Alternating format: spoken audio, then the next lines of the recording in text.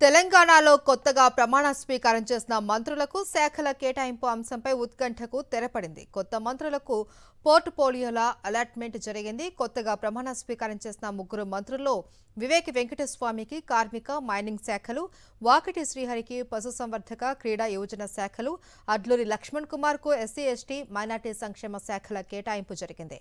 ఈ మేరకు ప్రభుత్వం అధికారికంగా ఉత్తర్వులు జారీ చేసింది.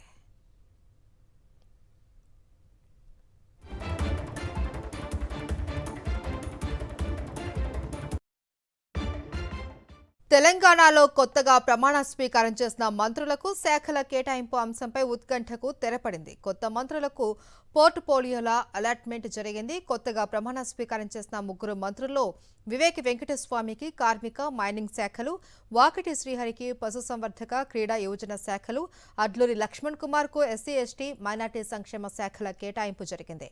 ఈ మేరకు ప్రభుత్వం అధికారికంగా ఉత్తర్వులు జారీ చేసింది.